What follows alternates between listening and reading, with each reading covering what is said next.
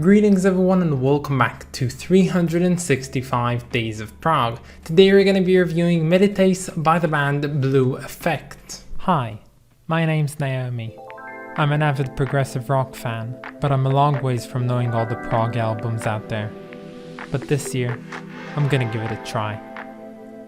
This is 365 Days of Prog. So I think that for the first time since episode 3 of this series, we are reviewing a band from the Czech Republic. I'm really excited to get into these guys, but first of all, here's some of my favorite bits from this album.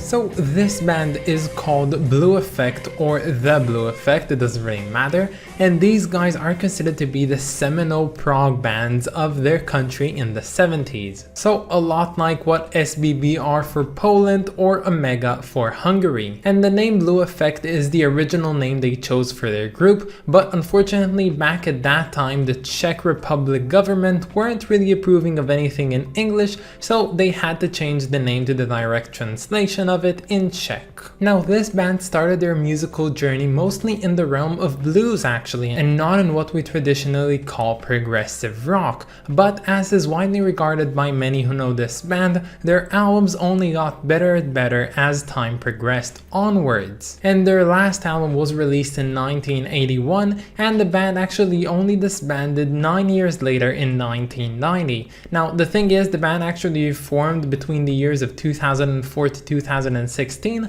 but seeing as they didn't record or publish any albums in that time period, I wouldn't really call that as anything special. Now, as I said, this band didn't quite start on a right foot, and as I said, they kinda started off as a blues band and not as a progressive rock band. And today's album we're reviewing is actually their debut album, their first one, the one which is mostly led by the blues and rock music. Now, with that being said, usually when we encounter albums that aren't really progressive, I try and diverge from them, I try and say that they're misplaced on this list, but in this occasion I'll let it pass because you can definitely see how this album would pave the way for what would later come. The blend of influences from blues and jazz and rock and classical music and a bunch of experimentalism has made this album a very great precursor to what would later become a more progressive Blue Effect. And while I am calling this album a blues album, this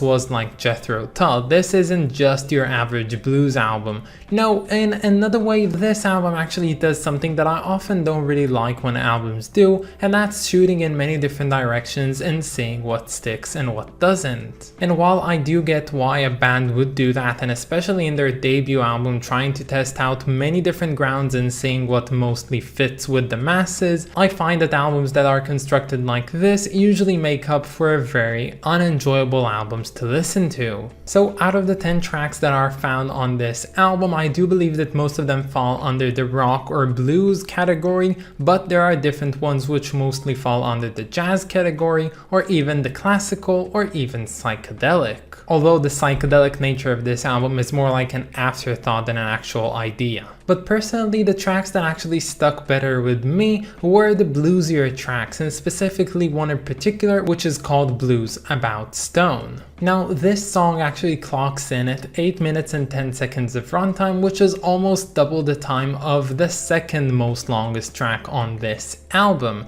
Now this is one that sounds a lot like something I'd expect to find on Led Zeppelin's debut album, and it really sounds like it has been taken from there, and considering the fact that the band sometimes sings in English and sometimes sings in Czech on here, their English vocals are actually quite impressive and not that accented on here. And Blues About Stone is an interesting track that has a pretty basic structure, so it starts off and ends with something that is about like a verse and a chorus, but in the middle of course you have a big improvisation piece that really goes ahead and showcases the ability of the entire band, and specifically their guitarist called Radim Halchik. I think that's how you say his name. He really shines on this song, on this entire album as a whole, but this song in particular is where he really shines, and I really like that, and that's why this is my favorite track on here. But again, this isn't a perfect song, it's just my favorite from this album, and conceptually I think that there are no perfect tracks, or maybe come to think of it, even no near perfect tracks on here. But at the end of the day, when you come to look at this album really isn't all that progressive, and I can only assume that fans of this band would later go on to listen to this album to see the influences that it had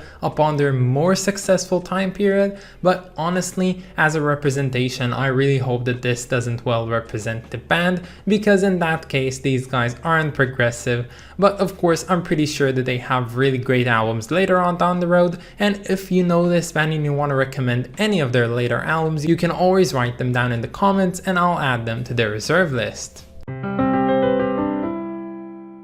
So this is a fine little cover. I really don't have a lot to say about it. It's just your average combination of The Piper at the Gates of Dawn with metal. No, of course I'm just joking, but it does kind of look like that.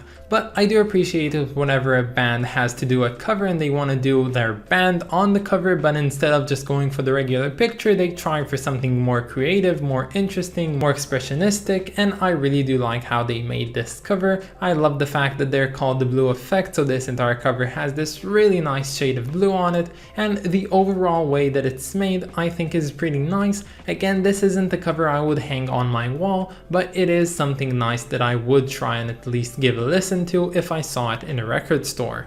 But honestly, all in all, I am pretty indifferent towards this album, not really thinking a lot about it. Except for the track Blues About Stone, there's really nothing that really, jingled my bells on here. So it's gonna get a very interesting and very indifferent rating of 5 out of 10. But that's about it, guys. I hope that you enjoyed this video, and stay tuned for tomorrow because we're going to be listening to Bantam to Behemoth by Birds and Buildings. I of course want to thank my lovely supporter over on Patreon, so thank you so much to Clay Walnum, you are the best. And if any of you want to support me over on Patreon, you can find the link down in the description or in my about page. But that's about it, guys. Have a wonderful day and I'll catch you all tomorrow. Bye, guys.